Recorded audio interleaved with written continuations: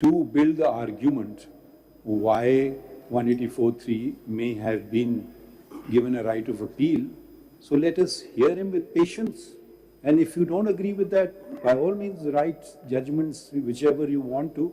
But at least, please continue. I mean, otherwise we will be forever. I mean, you didn't do this thing. You are saying we did it. And you're just pointing, showing us the mirror. Fine. I have no problem to show me a mirror about all the judgments I've passed which are wrong. I have absolutely no problem. I would say thank you. I may learn from it and I won't commit the same error or mistake again. So please proceed. Mr. Attorney General, the question still remains, which I've already put before you, whether the court did good or whether the court did bad, and beauty may lie in the eye of the beholder, and there may be people who say that was good and that was bad and that was not so good and that was not so bad, and we can carry on ad nauseum. This is not a debating society. We are not sitting here to receive a public lecture from you, sir. You are Attorney General. Kindly tell us what is... If there was a remedy of appeal. Sawal sun le. If there was a remedy of appeal. What does that have to do with the... These consequences could have been averted. Baat to sun le na. What does that have to do with the legislative competence of the... I have, as I stated, my lord, I have already made submissions to it. I am referring to what yesterday Justice Hilali... If there is legislative competence, तो बात खत्म हो गई. जी. आप हमें ये necessitate ये इसलिए जरूरी है सर कि ये आपके पास अभी not long ago record date के ऊपर under 186 you had to come and protect what had happened. Then the question that my learned colleague has asked you, that becomes relevant. आप हमें बात कीजिए legislative competence की. Legislative कन्विंस कर कीजिए कि आपके मुताबिक आप कह दें जी वो सब गलत कह रहे हैं, बात खत्म हो गई. I don't have to do anything, onus lies on them. You kindly tell us about legislative competence. कल जस्टिस हिलाली ने एक कमेंट किया था, एक ऑब्जर्वेशन थी उनकी, उन्होंने कहा कि 184.3 जब exercise Mr. Attorney General, I've been a counsel more years than I've been a judge, and I would always prefer that judges let me complete my submissions. They may not accept my submissions, hear my submissions, and discard my submissions, but certainly your right of making a submission, I think, otherwise we don't need to give you a notice, we can decide the matter ourselves. So please proceed in your own way. While concluding, दो चीजें देख लेते हैं जी. ये तो यहाँ तक everyone agrees that there were certain issues regarding 184 which agitated or which disturbed the executive, the parliament. Fine. Point taken. Second point, the law that you enacted, that law, everyone agrees कि ठीक है, law में कोई ऐसी चीज नहीं है, बाज यहाँ होगी, लेकिन वो law, no one said कि ये law जो है ये किसी तरीके से infringe कर रहा है आपके fundamental rights को as such, directly. असली जो main चीज आपने address करनी है वो है लॉ की आपकी जो लीगल कॉम्पिटेंस है, उस लेजिस्लेटिव कॉम्पिटेंस, आप प्लीज उस पे आ जाएं. My lord, I'll come to the question that you had raised before. तो आप अपने आर्ग्यूमेंट्स करें. My question, take it at the end. पहले अपने आर्ग्यूमेंट्स खत्म करें, like the chief justice just said कि भाई पहले उनको तो बोलने दें, आप जो आप बोलना चाहते हैं प्लीज बोल. बल्कि सारे क्वेश्चन का जवाब आप बाद में दे दें, पहले अपने arguments. My lord, as far as provisions other than Section 5 are concerned, with regards to practice and procedure, I have submitted that the competence is drawn from Article 191, read with entry 58, and of course together read with 142A. 191 in itself acknowledges, recognizes Parliament's power to make laws with respect to practice and procedure. And the term law used in 191 does not in any manner exclude an act of parliament.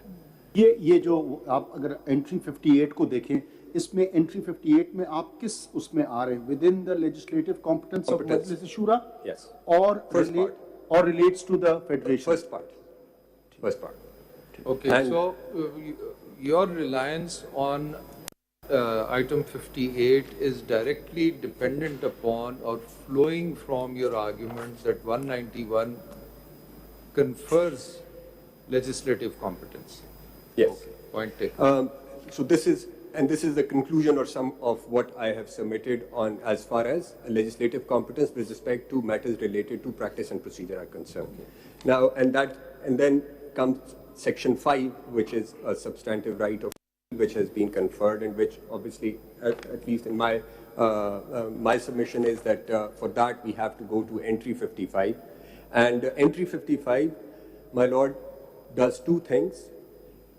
It empowers the parliament to legislate with respect to jurisdiction and powers of all courts with respect to all the matters in the list, and to such extent as is expressly provided by or under the Constitution. And as far as Supreme Court is concerned, it empowers the Parliament to only enlarge its jurisdiction and confer supplemental powers on it. So it does deal with Supreme Court's jurisdiction and powers, but only to enhance them, not to curtail them. But as far as other courts are concerned, both things can happen, subject to what is provided by or under the Constitution, the language of the Constitution.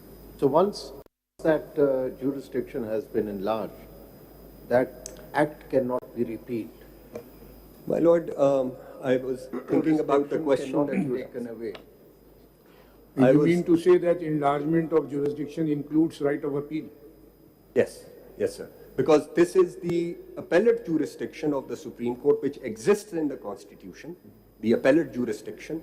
It is that jurisdiction. In fact, the which has original been jurisdiction has been enhanced. Under Article 184.3 is the original jurisdiction. Original jurisdiction. It has been enhanced by enlargement. So my submission and my response to your question, my lord, is that nothing in Article 184 or 185 provide any extent to which they can be enlarged. Because they do not so, there is no bar on the Parliament to the extent to which the jurisdiction can be enlarged. Is there any limit of enlargement because the right of appeal has been given with retrospective effect? There is no cut-off date and it is open-ended. This question was also asked by me to Mr. Yes. Salahuddin, Yes. where it was not responded. Mr. Attorney General, you have not given the details of express authorization. That requires your... My lords may note Article 212(1), subclauses A, B, C, and then read with Clause 2 of Article 212 with respect to administrative courts.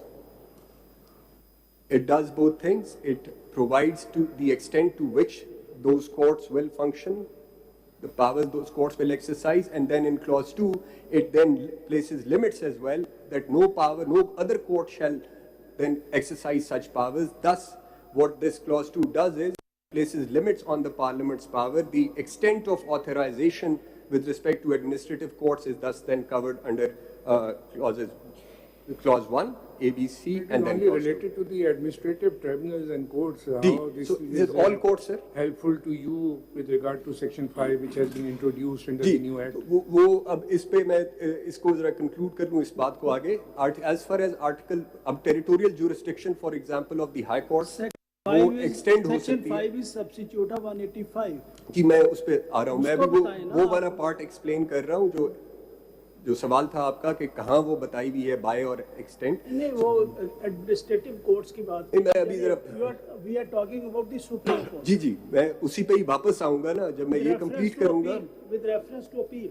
जी दूसरी जो example है, दूसरा instance, not example, दूसरा जो instance है 192 सवाल और भी ले लीजिए. जब आप 184(3) की अपील देख रहे हैं और लेजिस्लेचर ने या पार्लियामेंट ने महसूस किया कि यहाँ पे एक राइट ऑफ अपील होना चाहिए, तो फिर 184(1) की क्यों नहीं अपील दी गई? उसके बारे में क्यों नहीं सोचा गया? Why only 184(3)? I'll address this.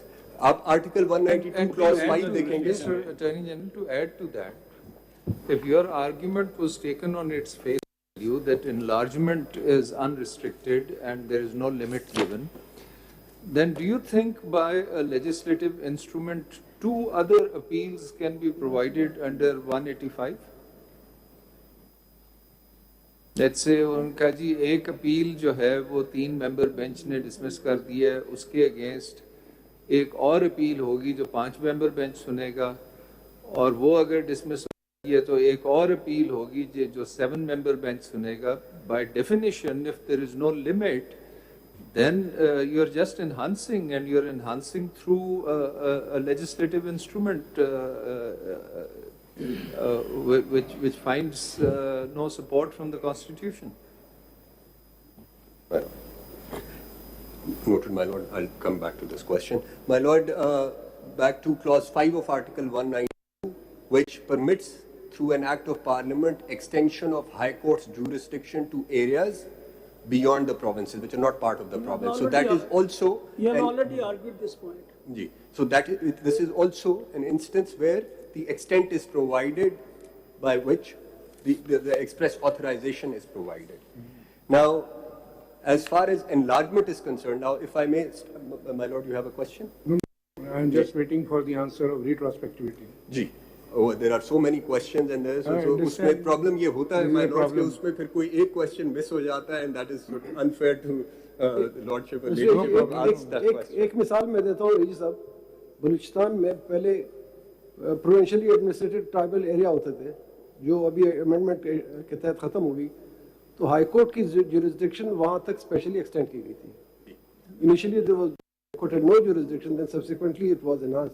उस पे तो कोई बार नहीं है. तो वो एक्सटेंशन उस सूरत में होती है हाई कोर्ट. जी जी, जो आप कहते हैं हाई कोर्ट की jurisdiction to the areas which does not fall within the province, उन एरिया तक वो जुरिसडिक्शन रहती है. Yeah, so this is an authorization under the constitution to an act of parliament. My lord, ये पहले retrospectivity की जरा जवाब दे दें. retrospectivity to enlargement. Yes, please continue. Have I addressed your question? I have not. I'm in no rush. Take your time. Take your time. My lord, as Mr. Attorney General, answering a question and us finding your answer appropriate are two satisfactory are two different things. Two different things. So we may not agree with you. Yes. I'm just hoping that I can persuade the majorities. That's the Should hope to everyone. No, I want to persuade everyone, but because we are in full court. That's a very lawyer's remark. Majority. But after arguing for all of us put together. No, I understand. As Attorney General, you should say I should be able to convince the whole court. No, because on full court, I have to go back to leadership. So that's okay. It is part of that. Retrospectivity. Now, my lord, I see the concern that my lords have on applying this law retrospectively and thus opening sort of doors to perhaps a lot of litigation. My lords, there are several cases, many cases which are no longer live issues. Before you even address this question, does this law state explicitly whether its application is prospective or retrospective? Does it state so? Subsection 2 of Section 5, my lords. Yes. Ji padhiye. Says the right of appeal under subsection 1 shall also be available to an aggrieved person against whom an order has been made under clause 3 of Article 184 of the Constitution prior to the commencement of this act. Prior to the commencement. So its application is retrospective. Yeah. So, and it excludes any order passed under Article 188, where a review has been decided. Does it attend to what my lord is observing? My lord, no, does it, first of all, before your opinion, does the statute say anything? Or it's silent on it? It is silent on what happens if, or what happens to the cases against which reviews were filed and if it is silent, it may not be appropriate for us to comment upon it. Or should we comment upon it? My lord, if, in my submission, because this might affect the people or the appellants, if this law is upheld and declared intra vires, who may come before you relying upon this provision, and at that stage you will have to decide the maintainability of that appeal on the basis, which is to say whether a remedy of review if it has already been exercised and not after hearing that party, yes, who is not before us. Who's not. So that is why, my lord, if you permit me, that I do not make any submission as far as the proceedings which may have culminated into review and having been decided. So that is, and what about the effect of the law? What about when it will be effective, from the date of its promulgation or with retrospective effect? Now, my lord, the language of subsection 2 is broad. It says prior to the commencement of this act, which then means, what it means is that, it go back in time and apply. Now, there has been at least one example and several others as well, but the National Accountability Ordinance, for example, Parliament chose to apply it from 1985, and in Aswan Jarwali, my lords found it to be constitutional. So my submission is that, and this is something that I'm not stating on the basis of any data before me, I have no way to find out whether the case is decided under 184. Do you remember any law? Do you remember any law in which the right of appeal was given with retrospective effect in our country? Top of my head, I can't. I think. Isn't it the principle? I may be wrong. Correct me if I'm wrong. If it's a beneficial piece of legislation, its effect may be retrospective, but if it casts onerous obligations on the subject, then it is always construed prospectively. तो ये principle है. Principle है जो retrospective application से laws की. Otherwise, if it is to the detriment of any party, ये principle applies. That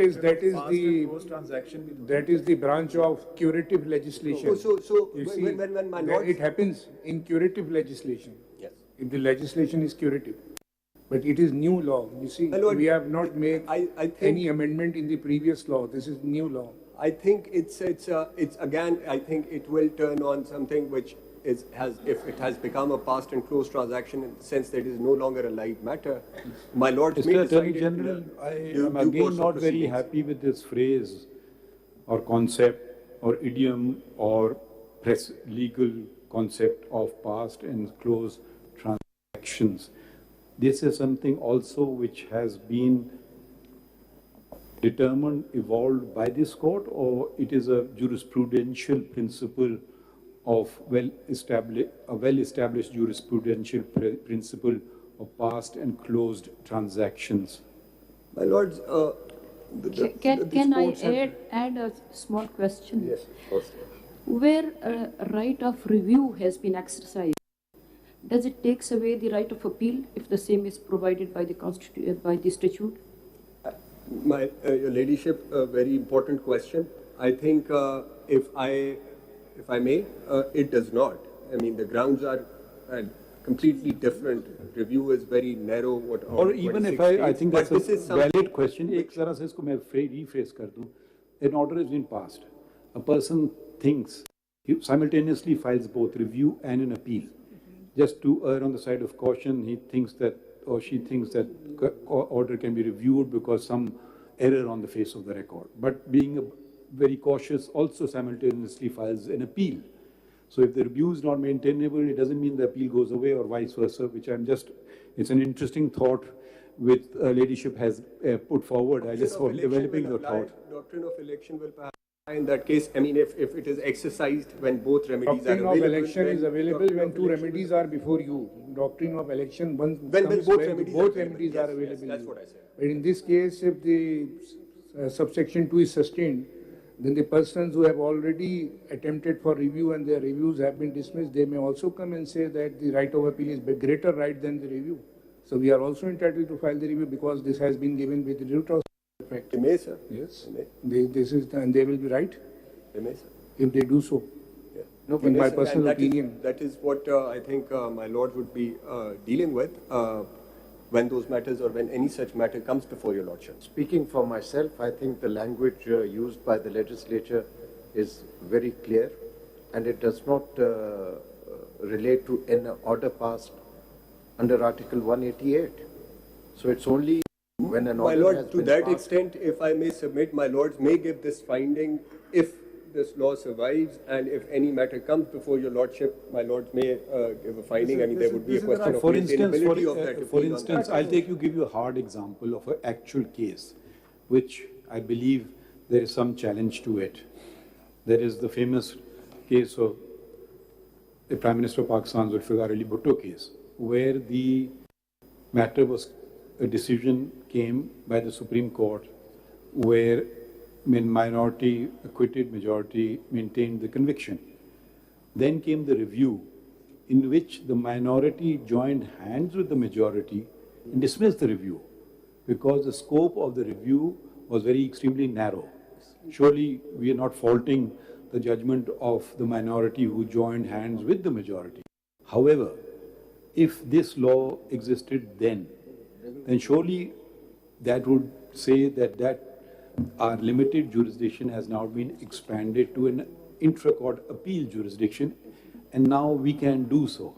So this is an actual case where the review usually doesn't happen, that the minority joins hands with the majority in dismissing the because its scope is limited, and this case is an actual case, and suppose this intra-court appeal right then existed, then surely the fact that the review was dismissed would not have, in my opinion, closed the doors to an appeal.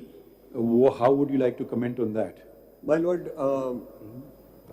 I bow before your Lordship, but as I said, I think this is something which can be addressed in due course if a matter comes before Mr. Attorney General, that was entirely on different premises, because the original jurisdiction was exercised by the High Court, then appeal was before this court, and subsequently there was review. I completely agree with my learned brother, but I'm saying suppose you can still say a review not maintainable, because I'm just giving you an example. Of course, that was not a 184 case, but I'm saying there could be a case where I say, sorry, no case for review made out, but it may be a case for appeal still. I don't know. Review आपकी dismiss हो जाती है for non-prosecution. Non-prosecution. Election का अगर फिर अभी वो उसका देखिए, I think we should not touch this. नहीं, और उसमें ये होगा कि I think we should leave this aside. We should leave this aside, because actual cases may come up before us if we sustain the law. In future, if the law is intra vires, and of course, both remedies will be available, an appeal under Section 5 and a review under Article 188. Whatever the litigant elects first becomes his remedy and is precluded from exercising the other. Okay, so we are in Section 5. Yeah. Now I have a question. Section 5 and this entire law relates to practice and procedure.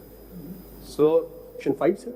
No, the entire law. Yes, the rest. Section 5, we are conferring jurisdiction, appellate jurisdiction, which is by all intents and purposes and by all definitions a substantive. That's right. How do you bring it within the purview of procedural law to provide a substantive right? My Lord, a law may provide for, a law may provide for both the procedure and may contain some substantive provisions. What my lords had just observed, what has to be seen is whether there is legislative competence that exists for both. So my respectful submission, my lord, is that there is legislative competence for sections 1 through 4 and 6, 7 and 8 under 191, and then there is legislative competence under 55 for section 5. So both on that plane, the law the law can survive so long as there is independent legislative competence for both substantive provision and procedure. At this stage, Learned Attorney General, how you respond to the objection of the petitioner that constitutional amendment was required for section 5? My lord, as I just submitted that the entry 55, my lord, permits the Parliament with respect to Supreme Court to do two things, which is enlargement of its jurisdiction and conferring of supplemental powers. So the language which says except the Supreme Court, what it does is it requires the Parliament to limit its legislation only to this extent, which is to say that Parliament cannot reduce the powers which the Constitution confers upon the Supreme Court, because the Supreme Court's powers are all provided in the Constitution. Unlike high courts, for example, where the original jurisdiction flows from the Constitution, but the appellate, review, revisional jurisdiction or jurisdiction originally section on civil side under various statutes flows from entry 55, Article 142A with entry 55. So, Attorney General, just a question on... It does not change the language or structure of 184. My Lord, in completing my submission on enlargement, because there is authorization, there is permission to enlarge jurisdiction, and there is no restriction in 184 or 185, by extending 185 to judgments and orders which are rendered under 184.3, therefore, a legislation on the basis of entry 55, enlarging the jurisdiction of this, appellate jurisdiction of this court and applying to judgments and orders under 184.3 is permissible. So, coming back to my question, going by your thesis, then what is to prevent the Parliament from providing a second and third appeal in 185 through legislative, ordinary legislation, that we are extending the jurisdiction of the court by extending second, third, fourth appeals? My Lord, in May future, short answer, maybe with respect. When that happens, we look at it. I think let the attorney. No, yes, but I'm just saying. My Lord,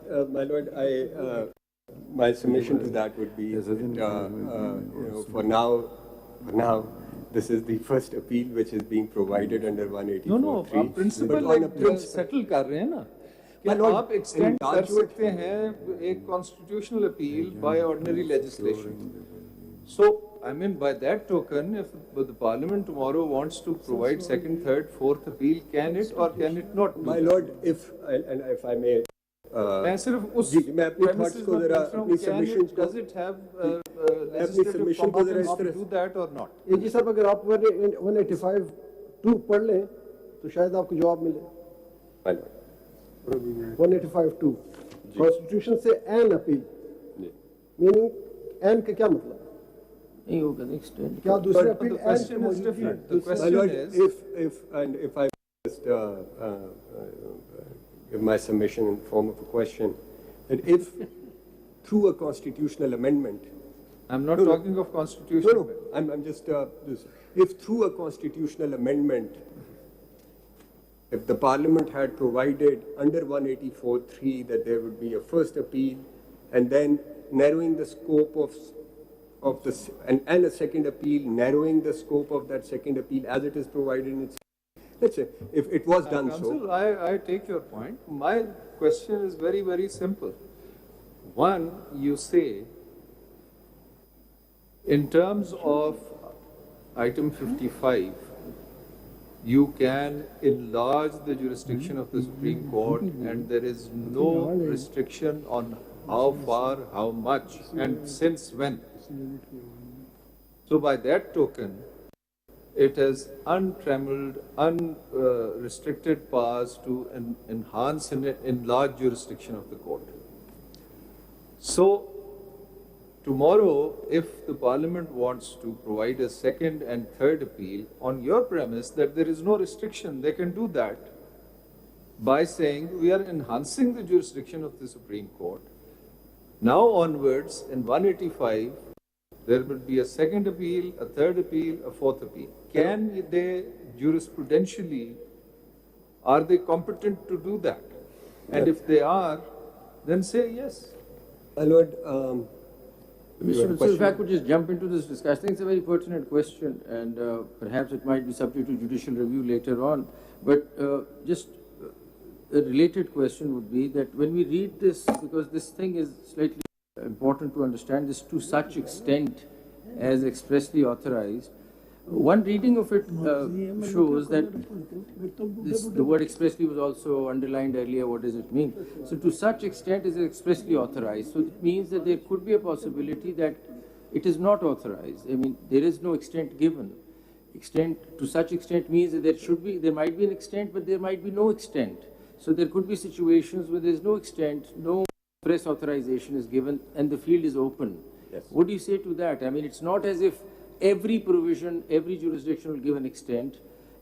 As long as there is an extent, then Parliament is going to be regulated by that. But if there is no such extent expressly authorized, What do we do? I mean, then it's an, If my lords may kindly Constitution turn has to- not provided that extent. My lords may So kindly turn- a constitution then allows the parliament to. My go lords ahead. may kindly to Article 203 D, Clause 3. This will answer my lord's question. 203 D, Clause 3. Yes. Now this says the court shall have such other jurisdiction as may be conferred on it by or under any law. So this then leaves it open to go as far, which the Federal Sharia Court can perhaps do. And then when we look at Article 199, Clause 1, it does not provide any extent to, there is no authorization to what could be done with that jurisdiction, but if you say, what you're saying is, now you're contradicting the whole premise of your case. अगर federal शरीयत court में ये provision दी गई है तो यही चीज तो सुप्रीम कोर्ट के साथ भी होनी चाहिए थी. अगर हम आपकी बात माने तो फिर तो this provision जो आपने अभी ये extent of authorization है of all courts. So Federal Sharia Court is all courts. तो सुप्रीम कोर्ट की हद तक तो वो अप्लाई नहीं करेगा. नहीं, हम जो चीज़ आप देखें ना, ये कॉन्स्टिट्यूशन ने क्लियरली स्पेसिफाई कर दिया. तो अगर आपकी हम बात माने तो यही चीज़ सुप्रीम कोर्ट के साथ भी उन्हें स्पेसिफाई कर लेना चाहिए था कि आप जुरिस्डिक्शन को कर सकते हैं ना. My lord, ये इसका नया jurisdiction. Because with respect to other courts, all other courts, and my lord will bear in mind that this Federal Sharia Court was an insertion later in time through 8th Amendment. But with respect to all other courts, the Parliament's power to legislate with respect to their jurisdiction and powers is broad. But with respect to Supreme Court, and this is the question that you had, that it begins by saying except the Supreme Court and then goes on. And what I submit is enlargement of jurisdiction and conferment of supplemental powers. With respect to Supreme Court, Parliament can only enlarge. That point is taken that we read this extent with the upper portion, but suppose if we were to even read it with the other, what the reading of it shows that to such extent, the extent must be provided expressly suppose it's not provided, then what do we do? Right. So if 184 doesn't give any extent of its jurisdiction. My lord, then because it says to such extent as is expressly authorized by or under, then what it does is that only, one reading of it is, and this is what my Lord Justice Ijaz has held. If I may follow up on that question, there is perhaps another way to look at it. Suppose the word expressly were not there. Suppose it said to the extent authorized by or under the Constitution. Then the possibility could arise that this could mean either express authorization or by necessary implication. Perhaps the insertion of the word expressly is targeting the possibility of removing, of there being no possibility of any authorization by way of implication, howsoever necessary it may be. Expressly means expressly, full stop. And if all implications are cut out on by use of this word. Right. Had this word not been used, then we would be back in our traditional approach, expressly or by necessary implication. And for example, just giving an example, Clause 5 of Article 199. Now, this is the power of the High Court, where the High Court can issue writs. And the definition of person then excludes certain persons. The Supreme Court, no writ can be issued to the Supreme Court. No, but that's an exclusion. Yes. मैं तो बात कर रहा हूँ ना कि expressly अगर ना हो तो आप उसके अंदर someone could argue कि भाई जो normal तरीका होता है कि और courts के कई judgments भी होते हैं expressly or by necessary implication, तो वो principle शायद apply हो सकता है. but जब expressly कह दिया तो implication खत्म होती है. आपने express words दिखाने है या नहीं है, no matter how necessary it may be. That's right. Implication is out. Maybe that's that's right. one reason. That's right. And that's why What is your take on it? जी मेरी take उस पे ये है कि I'm that not is saying why it as I'm asking you a question. Ji What's your इसलिए take on I go back to what I was submitting with regards to entry 55, that the language list and to such extent as is expressly authorized by or under the Constitution is with respect to all courts. But for the Supreme Court, it is only enlargement and supplemental powers. And when we read it, मैं आपसे पूछ रहा हूँ expressly से डालने से वो expressly तो आप भी आपकी interpretation पे भी एक्सप्रेसली तो सुप्रीम कोर्ट को लगता है ना, नहीं लगता है, that's what I am saying, मुताबिक नहीं लगता। नहीं लगता, that's what I have been arguing कि सुप्रीम कोर्ट को नहीं लगेगा, सुप्रीम कोर्ट के लिए, बिकॉज सुप्रीम कोर्ट का जो सुप्रीम कोर्ट की हद तक नहीं, हाई कोर्ट्स और बाकी कोर्ट्स को लगेगा, इसलिए क्यों कर्टेल कर सकते वहाँ पे आपकी इंटरप्रिटेशन के मुताबिक एक्सप्रेस होना चाहिए। यस, और आपने एग्जांपल दी 192 की और उसकी मैंने 212 की दी एग्जांपल, एडमिनिस्ट्रेटिव 212 कोर्ट में तो एक्सप्रेस ऑथराइजेशन तो नहीं है ना। नहीं सर, 212 के अंदर तो ये बता दिया ना टू व्हाट एक्सटेंट ए, आप बी कह रहे एंड सी, tribunals की। एंड देन वहाँ ये भी बता दिया कि तो आप कह रहे हैं ट्रिब्यूनल्स जी एडमिनिस्ट्रेटिव कोर्ट्स एंड ट्रिब्यूनल्स, वहाँ एंड पे 199 का फॉर एग्जांपल 199 का ये कह दिया कि ट्रिब्यूनल्स के हवाले से अगर आप देखें ना, ट्रिब्यूनल्स के हवाले से आपने एंट्री देखी है जी एडमिनिस्ट्रेटिव कोर्ट्स एंड ट्रिब्यूनल्स, हाँ, यस वो भी तो एक एंट्री है ना। जी बिल्कुल, वो 212 के लिए तो एक्सप्रेसली जरूरत ही नहीं है, वो तो एक स्पेसिफिक एंट्री है। ये Learned Attorney General, for federal subjects, yes as I understand, this is in the context of curtailment of jurisdiction as well. जी Supreme Court, this entry itself, it is part of the Constitution and it expressly authorizes the Parliament to enlarge its jurisdiction. This in itself is an express authorization. So you don't even have to look anywhere else. This in itself is an express authorization to enlarge the jurisdiction. अच्छा, can And ये आपने jurisdiction की and बात कर रहे हैं, 192.5 एक point जरा आप लोगों आपने इन पासिंग कर दिया फेडरल शरीयत कोर्ट का और शरीयत appellate bench of the Supreme court का। अगर आप इस पर अगर आप ज़रा ज़्यादा गहरी नज़र रखिए तो जब ये अदालतें बनाई गईं, ये इख्तियारात जो थे अदालतों के पास उनसे ले लिए गए। अगर आपको याद है वो जो इंटरेस्ट को स्ट्राइक डाउन किया था सिंध हाई कोर्ट ने, वो सिंध हाई कोर्ट ने ओरिजिनल सिविल जुरिसडिक्शन में किया था। तो यहाँ तो जुरिसडिक्शन हाई कोर्ट की और सुप्रीम कोर्ट की ले ली गई, क्योंकि ये कहीं नहीं लिखा था कि हाई कोर्ट और सुप्रीम कोर्ट अगर कोई कानून कुरान और सुन्ना के तसादुम में है तो उसको स्ट्राइक डाउन नहीं कर सकता है। तो वो जुरिसडिक्शन तो ली गई, ठीक है, ये वहाँ तो कोई एंट्री नहीं थी, कोई फेडरल लेजिस्लेटिव लिस्ट नहीं थी।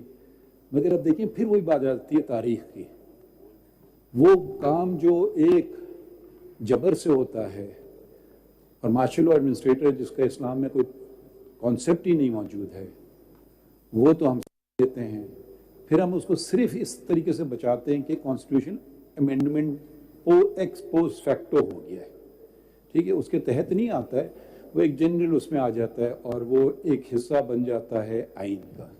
मगर अगर आप शुरू में देखें वो तो इख्तियार छीने गए थे ना हाई कोर्ट से और सुप्रीम कोर्ट से, उनके मकासद क्या थे वो दूसरे थे, वो मकासद में भी नहीं जानते, मगर इख्तियार बढ़ाए तो नहीं गए थे, वो इख्तियार थे हाई कोर्ट के पास और सुप्रीम कोर्ट के पास, जिनको छीना गया और वो सराहा गया। क्यों? क्योंकि देखें मुश्तरका सोच आई पार्लियामान से, ठीक है, यहाँ तो हम इतनी बारीकियों में, बार बार मैं कह रहा हूँ इतनी बारीकियों में जा रहे हैं, कभी कभी ये बारीकियों की बात उधर भी कर लिया करें, उधर तो एकदम सब लोग एक साथ हो गया, ठीक है। अब वो क्योंकि बचा कैसे, वो 269, 70, 78 जो भी हैं उनसे बचे हैं, उनके तहत नहीं आए थे, तो उनको आप ऐसे बार बार जो मिसाल देते हैं ना फेडरल शरीयत कोर्ट की, तो वो भी तो पावर छीना गया था हाई कोर्ट से। यहाँ तो सुप्रीम कोर्ट से कोई पावर छीना नहीं जा रहा है, सुप्रीम कोर्ट को एक मजीद इख्तियार दिया जा रहा है। अगर आप सुन लीजिए अपील नहीं पसंद है डिसमिस कर दीजिएगा। तो इसमें मुझे वो इनलार्जमेंट और आइन में तरमीम की बात, तो वो तरमीम और आइन तो हमने उस वक्त तो देखा नहीं, उस वक्त तो हमने कहा जी ठीक है, क्योंकि एक जाबिर ने कर दिया तो पूरी इस्लामी मुमलिकत खामोश रहे इस बात पे और उसको सराहे, क्योंकि हम तो पता नहीं फिर हमारे फिर दीन और ईमान और ये सारी बातें कहाँ चली जाती हैं।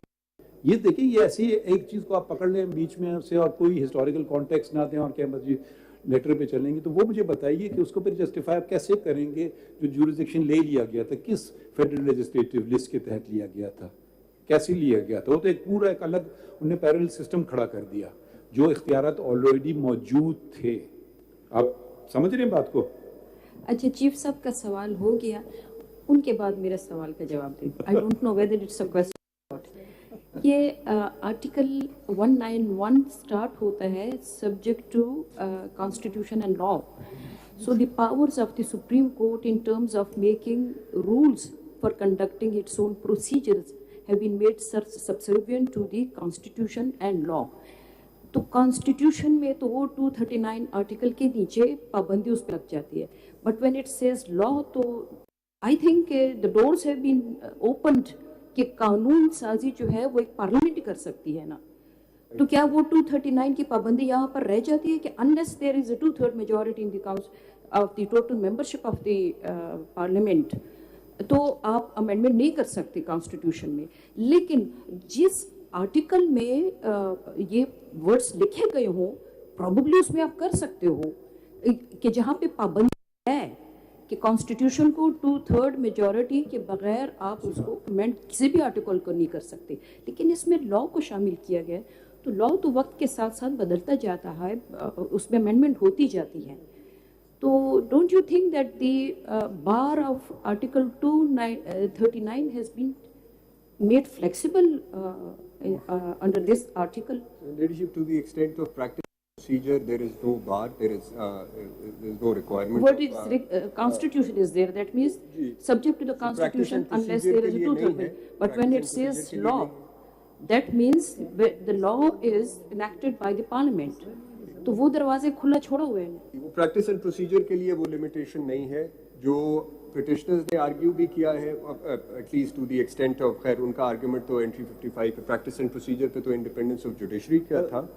मेरे ख्याल में आपके आर्गुमेंट्स को लेजिस्लेशन में क्रूजे में बंद करके आपको दे थोड़ा सा मैं ये ऐड कर दूं उसके अंदर कि जो 191 है, चूंकि वो प्रैक्टिस एंड प्रोसीजर से डील करता है और अपील के लिए मेरी सबमिशन है, मैं एंट्री 55 में जाना होगा।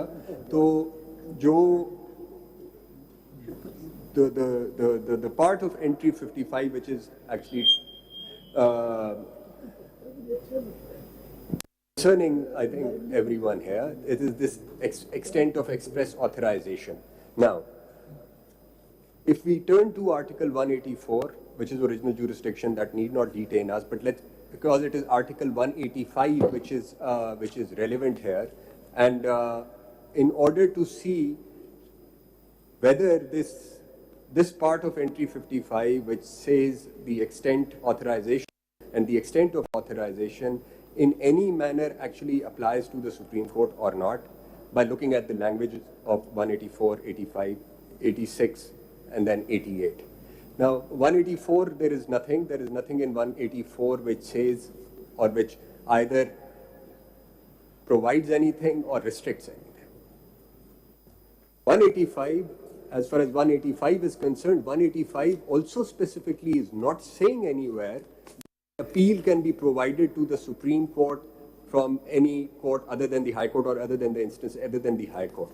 Now, my problem was that if we read it the way you say it and we read the extent provision with the upper part, so let's take any federal court, koi le tribunal hai, whatever. So they want to go ahead and do something with it, change its jurisdiction, add to its jurisdiction, whatever. So they'll have to first look at the Constitution, see if there's express provision, and then they'll do it. So they won't find any.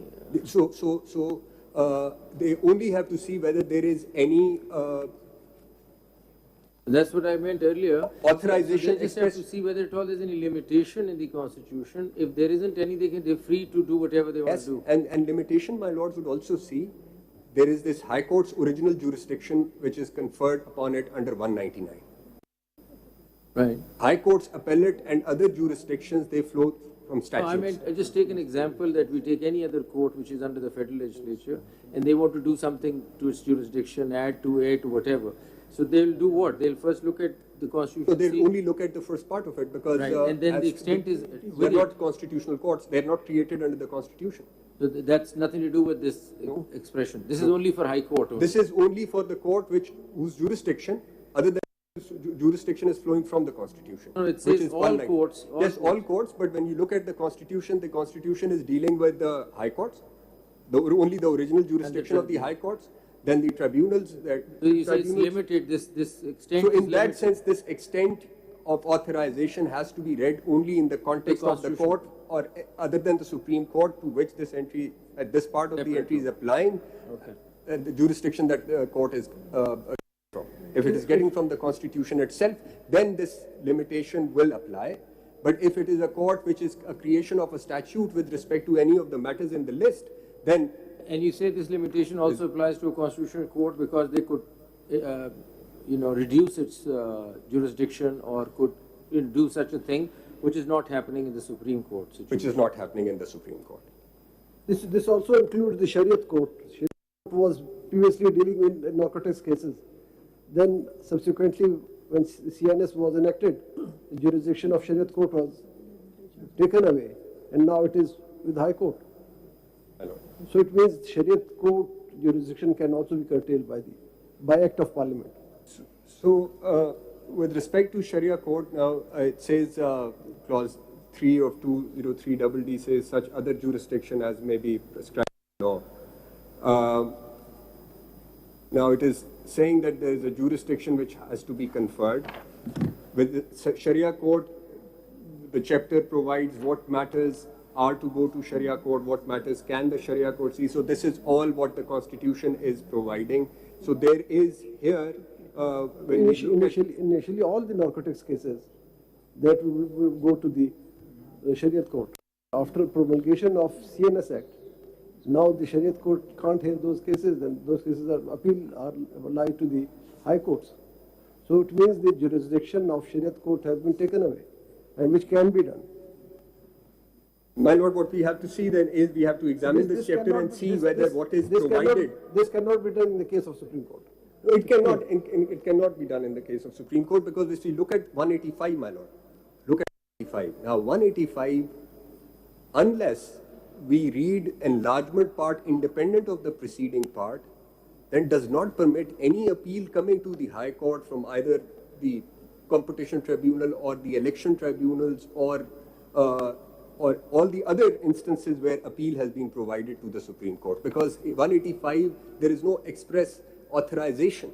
If you read it the way you're saying, then all those other ये 185 में supreme court के order का जिक्र है. Supreme court के order का जी sir, उसमें देखिए आप ये ना, अगर आप कह रहे हैं कि जी इनलार्ज कर रहे हैं आप जुरिस्डिक्शन को, तो एपलेट जुरिस्डिक्शन 185 में दी हुई है, ठीक, उसको इनलार्ज कर रहे हैं आप. तो अब आप सोचें, आप कॉन्स्टिट्यूशन के एक प्रोविजन को वहां पे कर रहे हैं, ये थोड़ा सा उसमें या तो आप सिर्फ ये बता दें कि ये जुरिस्डिक्शन पार कौन से हैं जो नहीं हो सकते 55 के नीचे.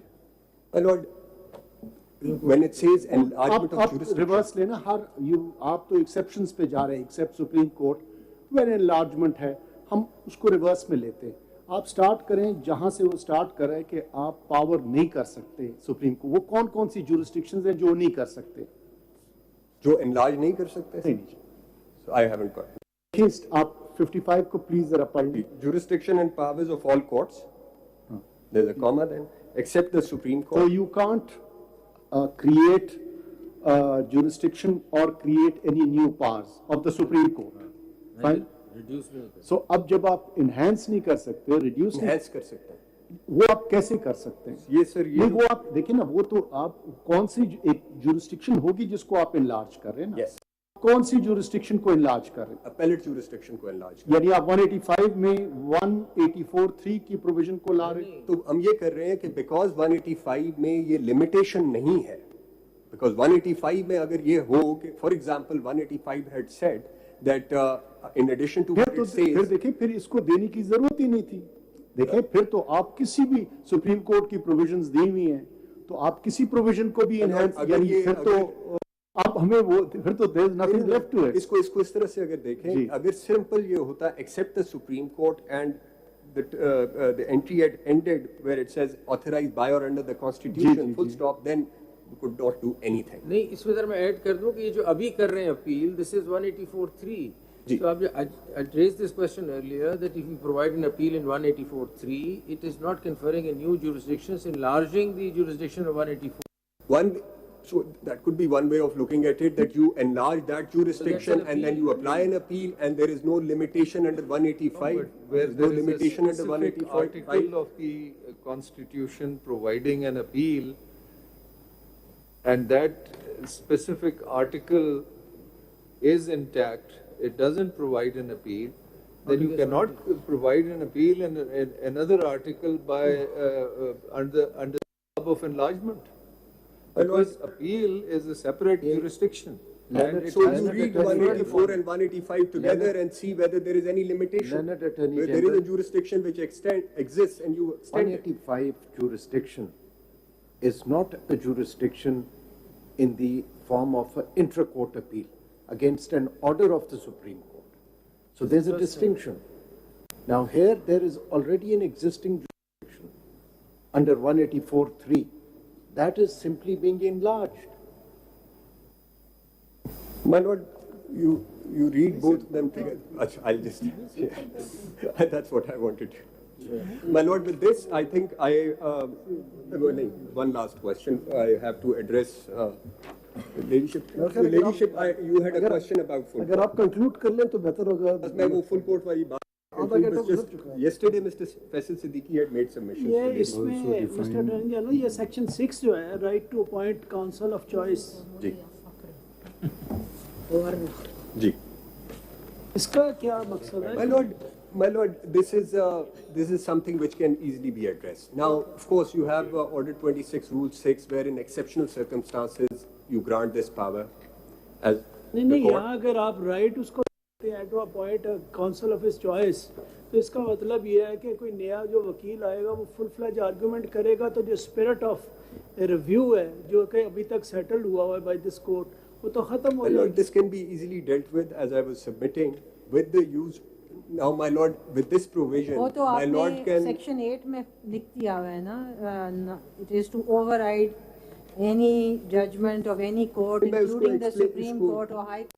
उसको मैं explain भी कर देता हूँ, उसको ये भी explain कर देता हूँ कि now that with the advent of technology, एक तो ये कि transcripts बन जाती है, but let's leave that aside. With this provision in mind, my lords can suitably amend Order 26 to say, require the counsels to file their written briefs, for example. In addition to the pleadings, they file their written that briefs. That is already given so that in the will Supreme then Court rules, and that depends upon the court. If feel like. So, इसको अब regulate करने के लिए, further करने के लिए कि इसको कैसे इफेक्ट देना है, उसका ये तरीका हो सकता है. इसमें तो you have given it as a right. जी जी, मैं वही कह रहा हूँ कि ये right now, this is a right at one end and there is a difficulty that you have just pointed out of the court at the other end.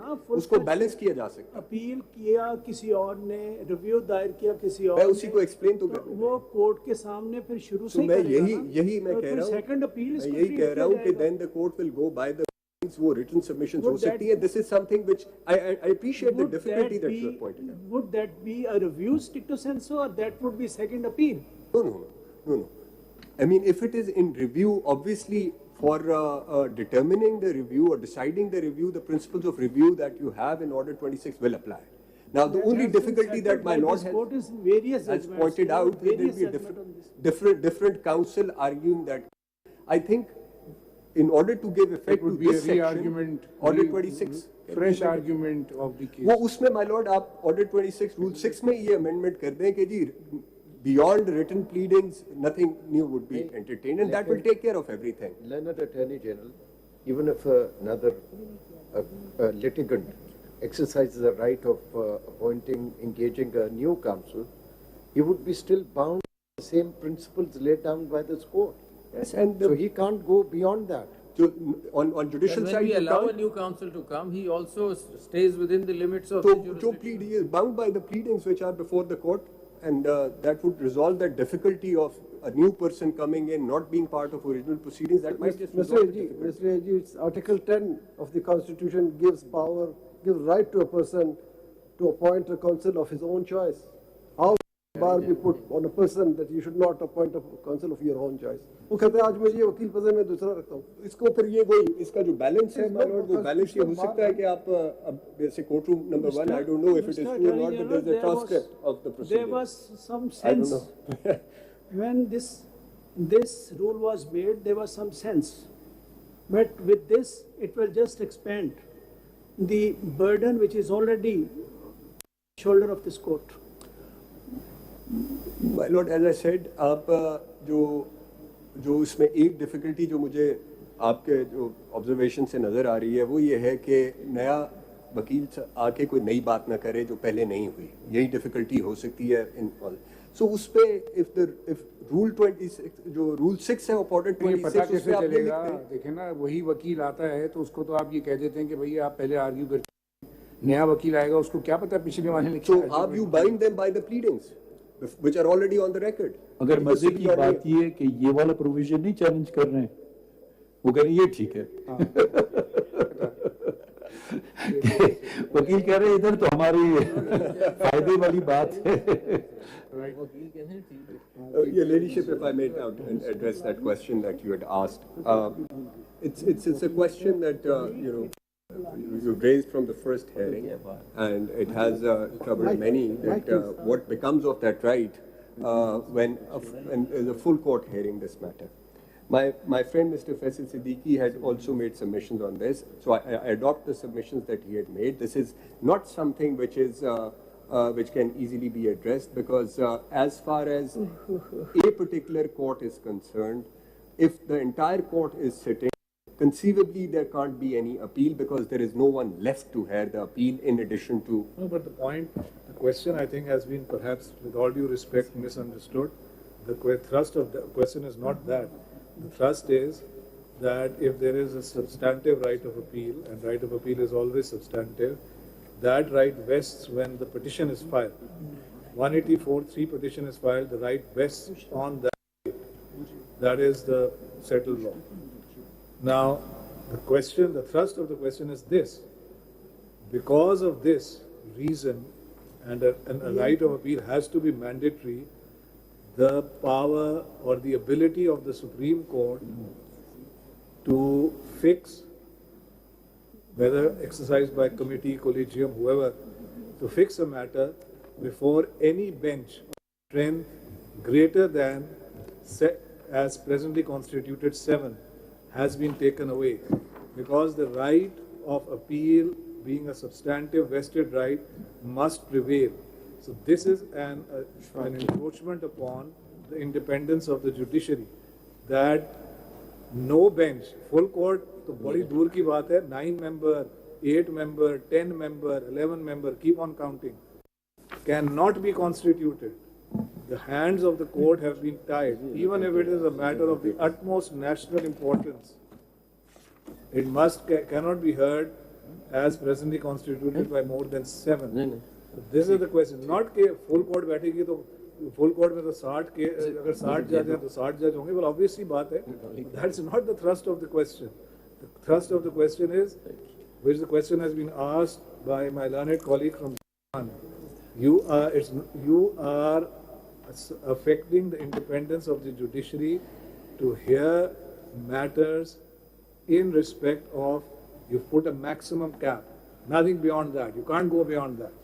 Why you created this right of appeal? इसका क्या जवाब? और इसके साथ can it be, just add on to this question? If I may just say something, can it not be without taking extreme positions, be very reasonably resolved by saying we haven't prohibited a full court from ever meeting, nor is the law said so, nor that it should not be over a certain thing. We have spelled it out. If you, in your wisdom, which is the Supreme Court of Pakistan, considers to constitute a full court, so be it. So why could it not be resolved simply by saying this? But can the whole point is that it's a substantive right, access to justice. So the Supreme Court, in its wisdom, can say, too bad to your access to justice and substantive right. In our wisdom, the full court will sit, which means whatever we decide, no appeal against that. So the question is that can the Supreme Court do that when the law provides a substantive right? Can the Supreme Court deny that right?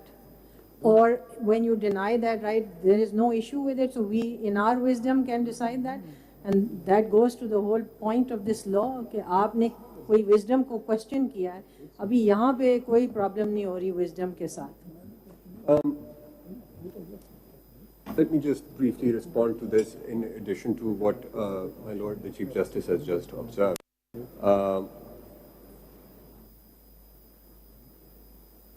This situation of this sort, and I'd come to what Justice Munib Akhtar has observed, this situation could also have, a similar situation could have arisen in these proceedings. For example, if somebody had, let's say, committed a judicial contempt in these proceedings, hypothetically, what would have happened? Now, it had to go before some judge. Now, if it had, because it had happened before the entirety of full court, it could not possibly go before a That's not a vested right. I'm coming to it. Right of appeal is a vested substantive right. I'm coming to it. You think, are you Attorney General Sahab? I'm sorry to interrupt you. आप contempt of court ये वकील या party का right है to commit contempt of court. तो आप direct example देते हैं ना, अटॉर्नी जनरल आप डायरेक्ट एग्जांपल देते हैं कि ये केस इस केस की अपील कहाँ जाएगी. आप मफरूजों पे क्यों चल रहे हैं? ये भी तो हम केस सुन ही नहीं रहे ना. कोई ना कोई हमारे फैसले से खुश नहीं होगा, शायद सब ना खुश हों, हमें नहीं पता. उनकी राइट ऑफ अपील तो है ही नहीं.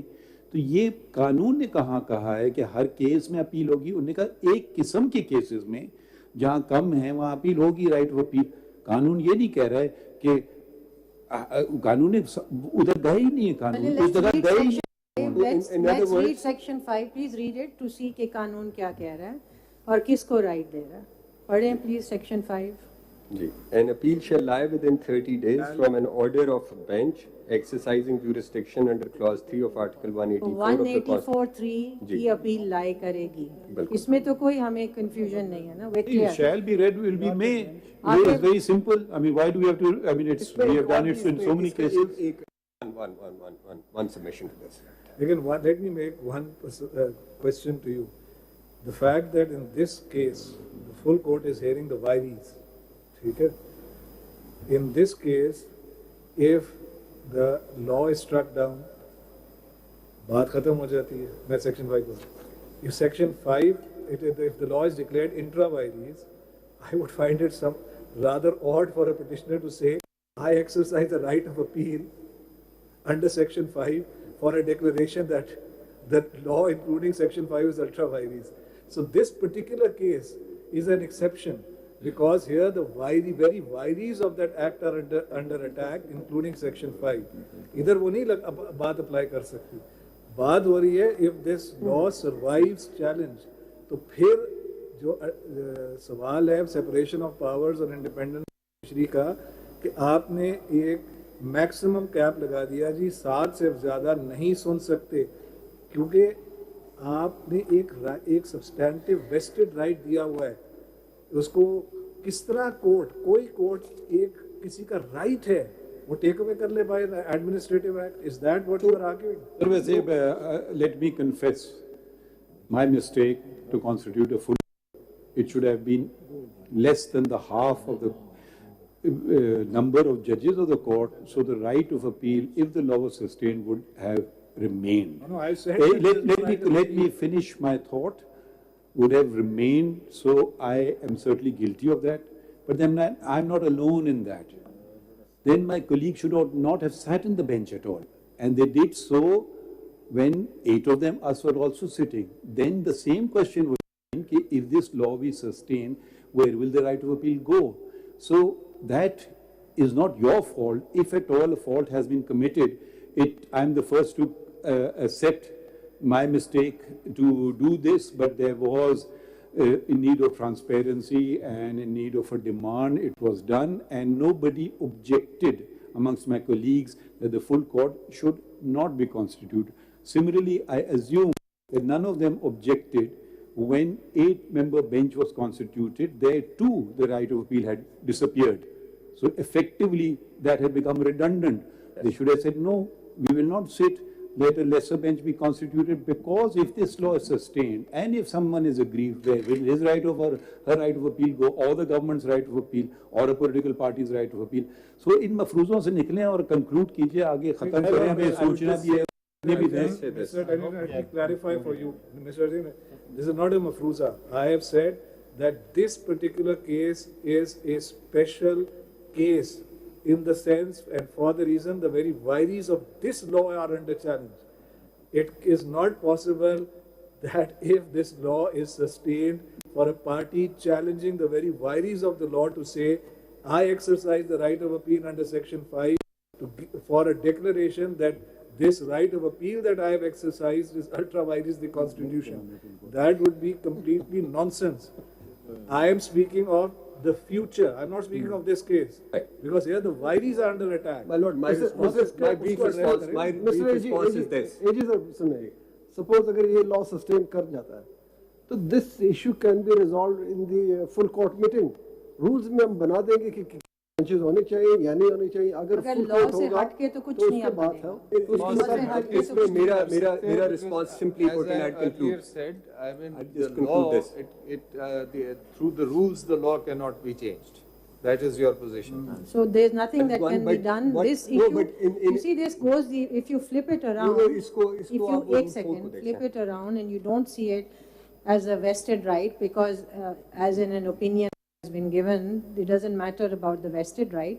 So we flip it around and we see it in the context of what can the court do and what can't the court do. So you have actually capped in order to ensure that the right is always given to a party who files 184(3) petition, you have ensured that a certain quantity se zyada badi bench nahi banegi, depending on the strength of the court.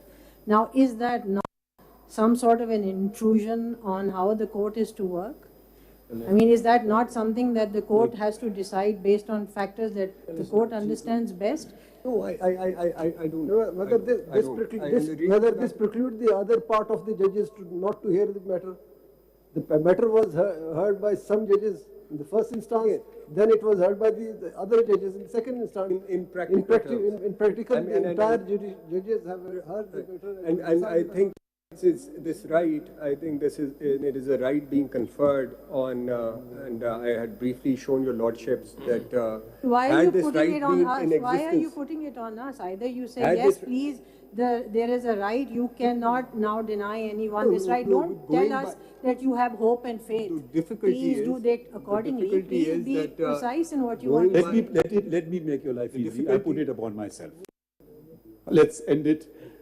I take responsibility. Let's move forward. You concluded the case or not? I have, Okay. my lord, and I'll just say this. towards the So end. I first of all, let me compliment the petitioners who have fought valiantly to sustain my powers, and and you and the others who want to undermine them.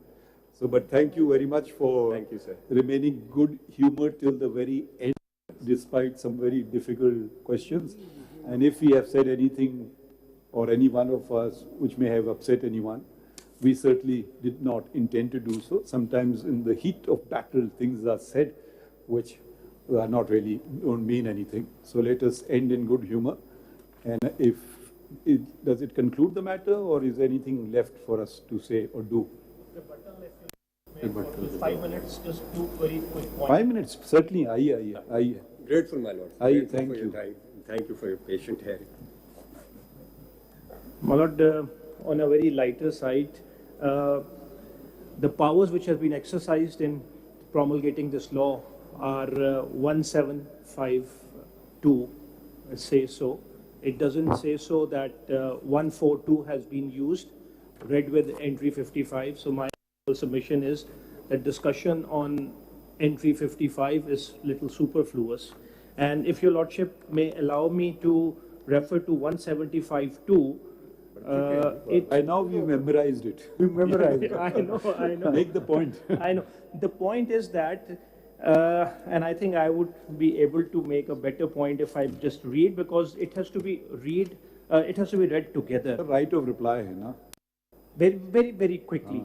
There shall be a Supreme Court of Pakistan, a High Court for each province, for Islamabad and such other courts. So the provision is using Supreme Court and the High Court and other courts separately. And if you read 175(2), no court shall have jurisdiction save as is or may be conferred on it by the Constitution or by any other law. So when 175(2) is read along with 175(1), the word court does not include the Supreme Court. And if I may refer to your Lordship's dissenting opinion in the Rawalpindi High Court Bar Association case, where interpreting various provisions of the Constitution, it has been concluded when the Constitution uses the words any court, that does not include the Supreme Court. So my humble submission would be that 1752, they cannot draw the power to legislate for the purposes of this law for Supreme Court, relying on 175. Point taken. And Your Lordship, again on a lighter tone, there is a world of difference between will of the people versus the will of the Parliament or will of the government. So that aspect has to be taken into consideration. And Your Lordship, No, sorry, there isn't any. The preamble starts that the will of the people will be expressed through their chosen representatives, which is the Parliament. That is what my point is, the chosen, and then modifying the Constitution by the will of the chosen representative has to be by 2/3 majority. So that is what the principal point is. And Your Lordship, again, the point in the same context is that when the Constitution has intended to confer an appeal right, that has been specifically provided by the Constitution, and there is an appeal against in the case of Article 63. Right of reply पे रहिए ना. जी my lord, यही right of points आप दोबारा. My lord, वो मैंने पहले नहीं raise किया था because this is a specific provision, the specific point that has to be taken into consideration. So these are the two major points that I just thought would be relevant, because under 63A, Article 5, 2035 and 2123, there is a right of appeal which the Constitution has provided. So when we read 185, there is no right of appeal which is specifically conferred, or 184. And my lord, last point very quickly is that there has been no answer or no argument to counter the point that this committee by section 2 and 3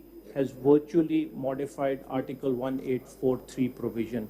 And in fact, the law itself, as your lordship was on a lighter tone saying, that if the Honorable Chief Justice doesn't fix the case, then the law itself does not provide that the committee, in how many days the committee will decide that the bench will be constituted, in how many days the committee can also likewise sit down on this. So the law has to really be seen from that perspective.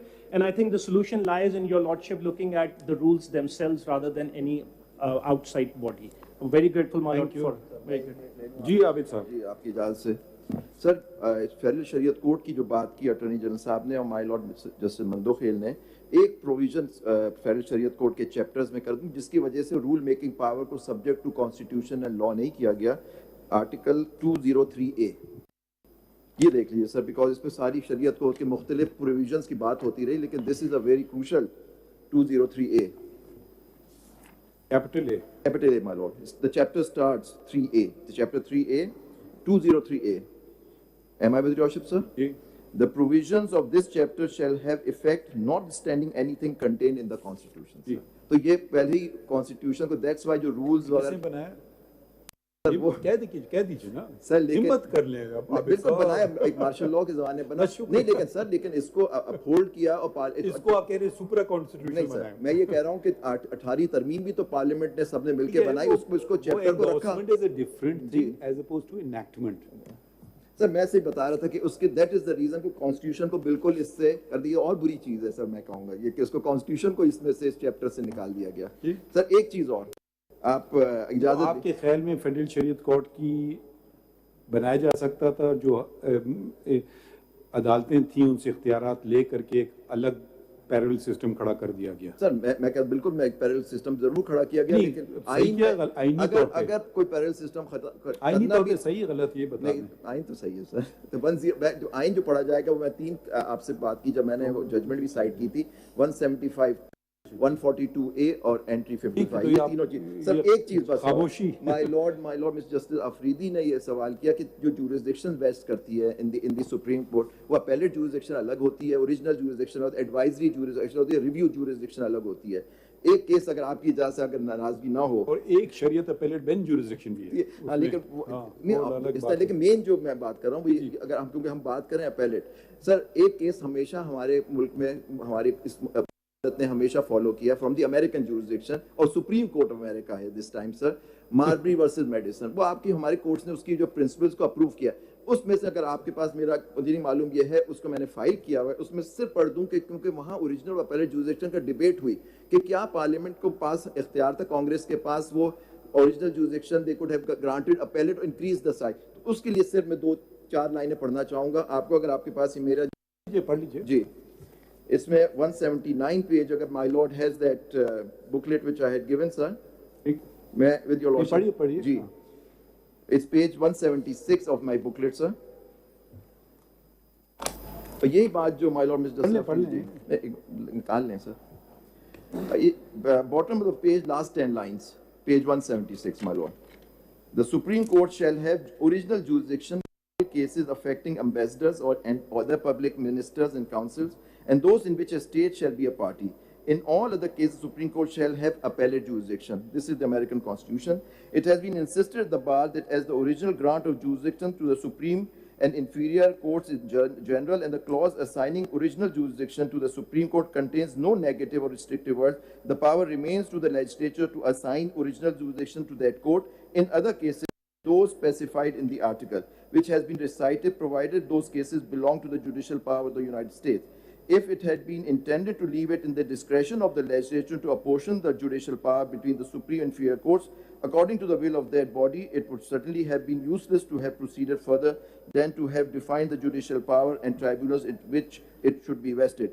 The subsequent part of the section is mere suffrage, is entirely without meaning. If such is to be the construction, if Congress remains at liberty to give this court appellate jurisdiction where the Constitution has declared their jurisdiction shall be original, and original jurisdiction where the Constitution has declared it shall be appellate, the distribution of jurisdiction made in the Constitution is form without substance. Affirmative words are often in their operation negative of other objects than those affirmed, and in this case a negative or exclusive sense must be given to them or they have no operation at all.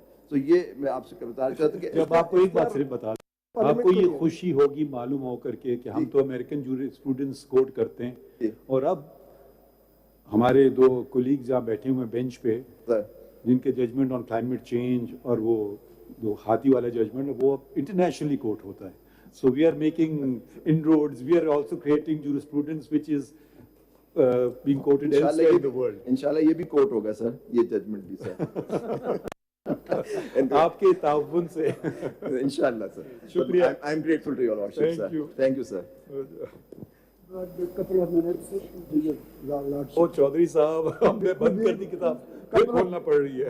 2 minute कुछ भी नहीं पढ़ूंगा क्योंकि judgement तो मैंने पढ़ी नहीं.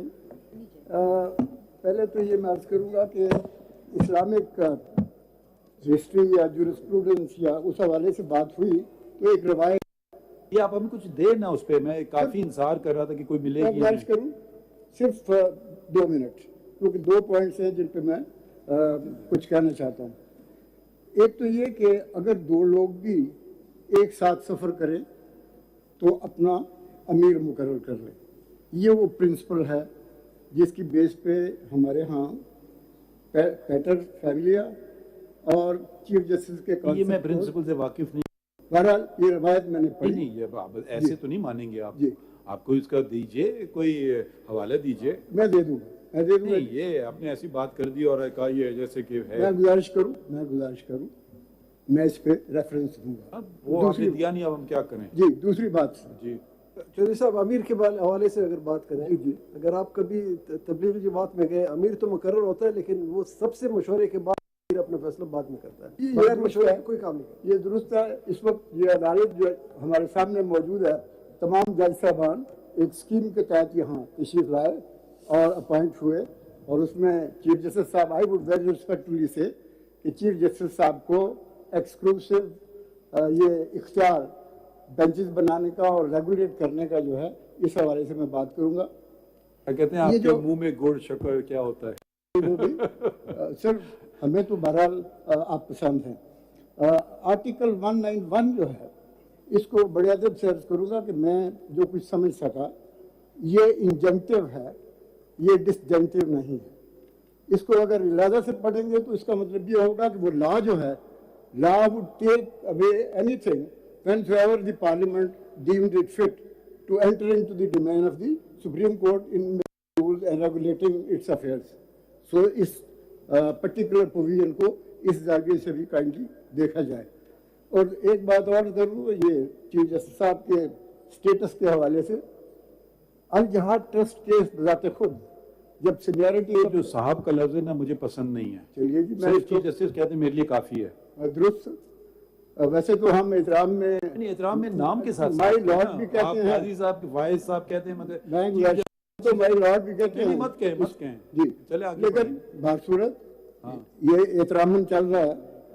Sir इसमें अल जहाद ट्रस्ट में जो सीनियरिटी का केस तय हो गया कि आपने सीनियर मोस्ट जो है उनको हाई कोर्ट्स में और सुप्रीम कोर्ट में चीफ जस्टिस मुकर्रर करना। बाकी चीज़ों के अलावा बेसिकली उसमें भी आइडिया यही था कि वो जो इंटरनल रिफ्ट्स हो सकती हैं, इन्फ्लुएंस फ्रॉम आउटसाइड हो सकता है एग्जेक्टिव का, उसको अवॉइड किया जाए ताकि स्मूथली कोर्ट्स जो हैं वो अपना फंक्शन जो है वो अदा कर सके। तो मैं ये गुजारिश करना चाहूँगा कि चीफ जस्टिस का इस्तेकाक as chief justice without the of course the committee which is being suggested, that may not be serving the cause of justice. That's all. Sir एक बात करना चाहूँगा। ये 143 में चीफ जस्टिस साहब का जो इस्तेकाक 73 से लेके आज का चलता रहा है, उसके खिलाफ तो आप लोग सड़कों पे रहे हो जी। और आपको पता है कि जब अपनी मर्जी का बेंच बनवा के जिस तरह वैलिडेट किया जाता था डिक्टेटर्स को, उसे को तो आप सड़कों पे थे।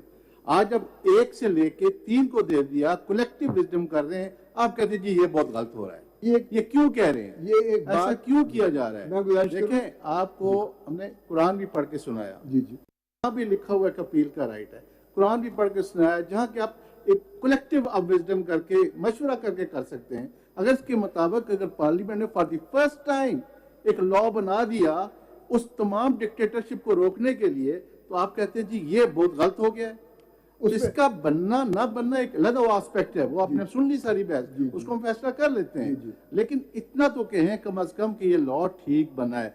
आप भी कहते हैं नहीं जी रहना चाहिए, एक चीफ जस्टिस को रहना चाहिए। आप डिक्टेटरशिप को ना प्रमोट करें। क्या हम गुलाम हो गए हैं सारी?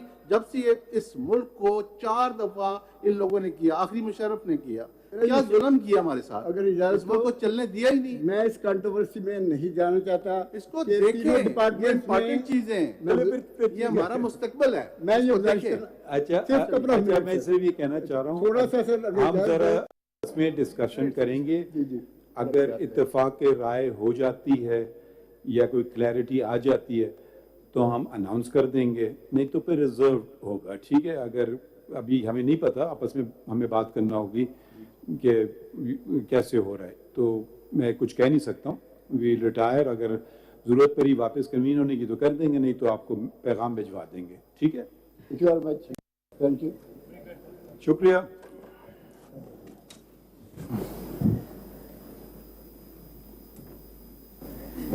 पहले तो कॉफी